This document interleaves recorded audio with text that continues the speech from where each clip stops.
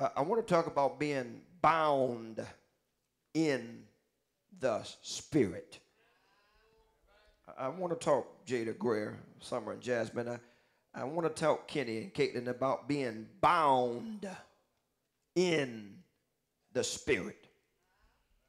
On last week, for those of you who were not here, we caught up with the Apostle Paul as he was, in his own words, Ashley DeYoung, bound in the Spirit. For a picture of dedication, determination, and Ricky, what it means to be steadfast, one need look no further than the Apostle Paul. If you remember, he was converted in Acts chapter 9, anywhere from verses 1 through 9. But Sister Jada Maddox, if you keep reading in that same chapter 9, this same Paul, the Jews took counsel to kill him. And they had to let Paul down in a wicker basket. But Kevin, none of that moved him, because right away he was bound in the Spirit.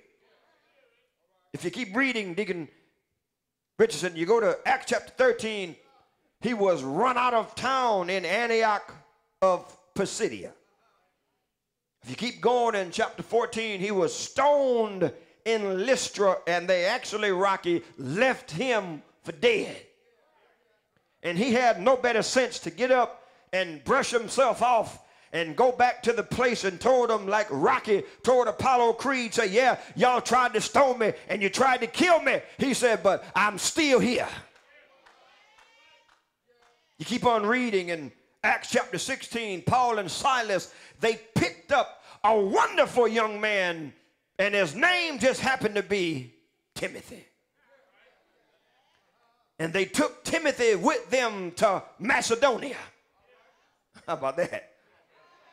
And while in Macedonia, Paul and Silas ended up in jail because Paul messed up some of the divination stuff that they were doing with the young lady. It was in that jail that he was whipped, they were beat, their feet were held fast in stocks, but that didn't stop him, Eric, because he was bound in the Spirit. Acts chapter 17, he ends up going to Thessalonica, but they ran him out of town. Deacon Richardson, he ended up going to Berea in chapter 18, but he was berated in Berea. He went from Berea to Corinth, and they criticized him in Corinth. But Deacon Richardson, none of that moved him, because out of his own words, he said he was bound in the Spirit. And if I was there, I would question him, especially after they stoned him and tried to kill him. I would say, Paul, now I understand you committed to the cause, man, but them folk actually tried to kill you. Can you let me know what's inside of you that keeps you ticking when you keep taking a licking? And Kevin, I can hear him saying, he said, the reason that I am not afraid of them, the reason that I keep going, because I am bound in the Spirit. Paul, help me with bound in the Spirit. Can you put that in terms where the folk at Macedonia can, and like me, can get it? Paul said, yeah. He said, this is what I mean. He said, in other words, the die, he said, Deacon Richardson, has been cast. He said the decision has been made.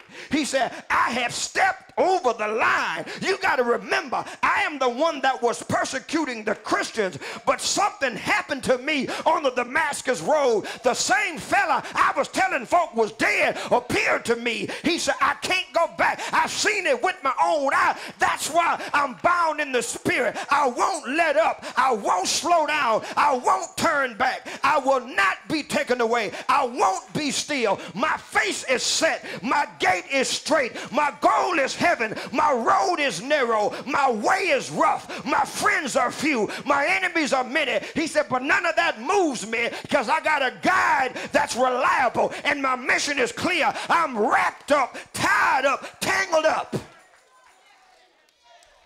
in Jesus. He said, that's what bound in the spirit means, Andrew. He said, and first of all, let me tell you, there's two reasons that you can't scare me with death. Two reasons that I ain't afraid of death. He said, number one, I died on the road to Damascus. So that's why I'm not afraid of death. And in dying, I happen to meet the resurrection and the life. So don't you think you can scare me with death. If that's the best you can do to me, don't think you can scare me with that. He said the second reason, death has been swallowed up in victory. That's why he bragged one day. He stood up. He said, oh, death, where's your stay? He said, grave, where's your victory? The reason he kept going, he said, because I'm bound in the spirit. And Deacon Richardson, I imagine that's why some folk quit church and quit Jesus and quit the ministry, because they bound in the flesh. And as soon as their flesh doesn't get satisfied, they give up and they forget about the decision they made to follow Jesus. That's why it's easy for folk to quit, Sister McGinnis. And you heard me tell you before, look, if you ain't anointed, you can quit whenever you want to. If you can quit the choir, you should have. If you can quit preaching, you shouldn't have been preaching in the first place. If you can quit ushering, you should. Anything you can quit, you should quit. Because that means you ain't bound in the spirit. We looked at week 1, we looked at Paul's resolve. Delbert, on today, on week 2, we want to look at Paul's reason. We looked at his resolve in week 1. Now we want to look at Jasmine Maddox. We want to look at Paul's reason. Share with you 3 things, and then I'll get out of your way.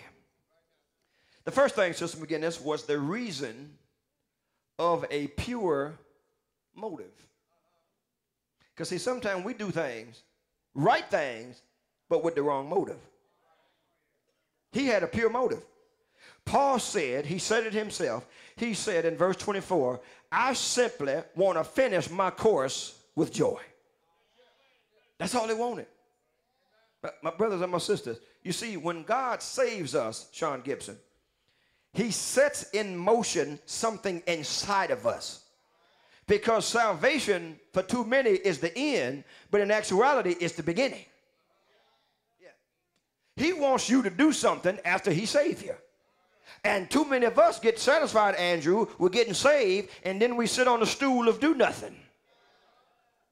And then we get bed sores because we don't never turn or move. We get pew sores because we never turn to do ministry. We never turn to help nobody. We never turn to grow. So we get bed sores. And then you get infection. And then infection spread. And now the church got a disease because you didn't move. The minute God saves us, he sets something off in us. And our goal is to realize what he set off and to finish it. You see, my brother, my sister, let me get it where you can get it. See, the reason we went to Dawajak last week as a church, as a body, was because, Deacon Richardson, I'm simply trying to finish what he started. The reason I'll be going to Thrust Leadership this Saturday from 9 to 3 is because, Kevin, I'm trying to finish what he started in me when I was 13 right here in Barrow Creek when he came into my heart. The reason we're going to First United the 3rd Sunday is because I want to finish what God has placed inside of me. The reason we're going to the upcoming Wolverine State Baptist because I want to finish what God has in me. The reason we're going to Chain Lake is because I'm trying to finish what God started in me. The reason I come here every Tuesday through Friday is because I'm simply trying to finish, Richardson, the stuff that God started in me. The reason I can smile when folk acting a fool, I know that I got something to finish. The reason I can preach when I ought to be crying, I'm trying to finish what God has put on the inside of me. The reason I can smile when I ought to be frowning, I'm simply trying to finish my course with joy. And ain't gonna let nothing or nobody stop it. Folk have said to me, I've been out eating lunch with the members. They said, Pastor, how do you take all that stuff?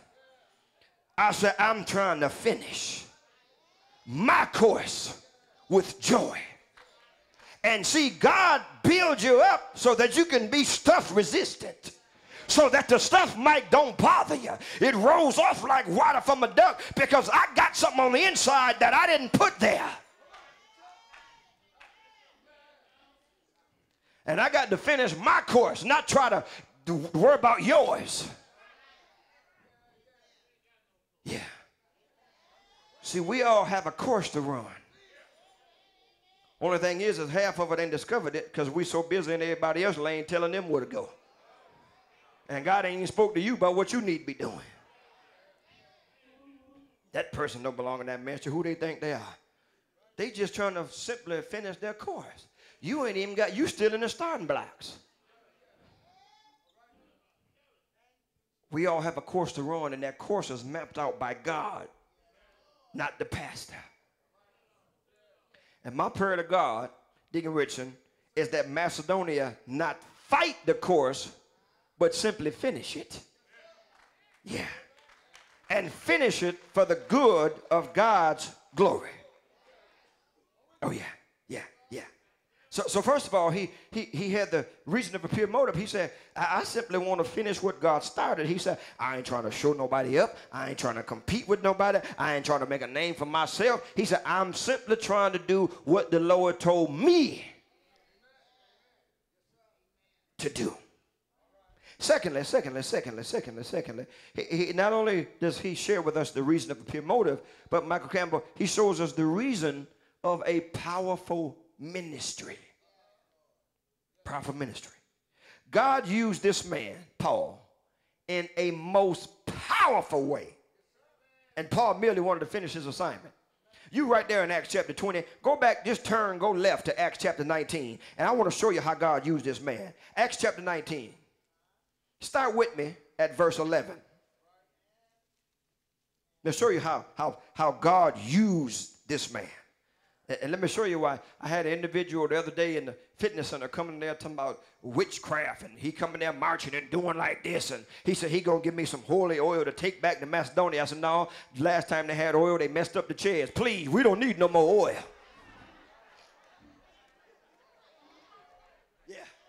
Yeah, they messed them up. I came in here, I thought every member of Macedonia had a jerry curl. All that oil. Sean, I ain't know what to do. You know what I'm talking about, McGinnis. They sitting out there acting like they don't know who oiled them. Yeah, they gonna run. Because now, look now, if evil spirits in there. Ooh. If the evil spirit was here, believe me, baby, it wasn't the chair. It was probably in the ones pouring the oil on the chair. Thought everybody in here had a conch and a jerry curl. Chairs, and had the nerve to oil light gray chairs. I said, ooh, shucks, if that's the case, I'm me and Nicole gonna go into activator business. Shh. But I found out it wasn't the hair fairies. It was the oil. I said, man, look, we got what we need. We don't need all that other stuff. And then he's talking about he going to protect us from demons. No, just watch this verse. Acts chapter 19, verse 11. And God wrought special miracles by the hands of Paul. Look at verse 12, y'all. So that from his body were brought unto the sick handkerchiefs or aprons. And the diseases departed from them, and the evil spirits went out of them. Now this ain't God, Richard. This is one of God's servants. One of God's servants had so much power in him that the sick folk, they would take a handkerchief and then they would rub it on, they'd rub it on Kennedy.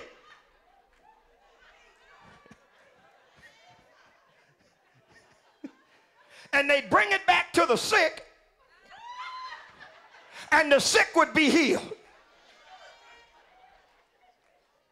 It's in the Bible, I ain't making it up. That's how much power Paul had in him. And if you're a child of God, you ought to have some resentment. Everything just ought not scare you and pickaboo you. Let me show you. Let me show you how the demons knew who Paul was. Let me keep reading. Glow, we all right?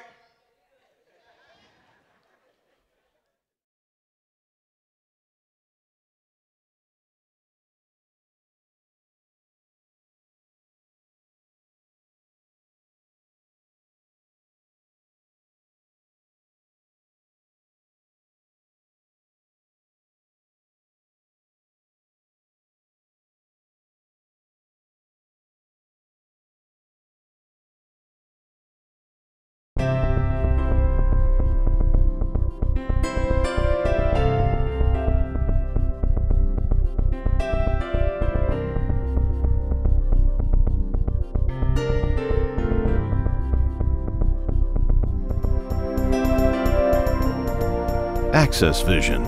Your voice, your community.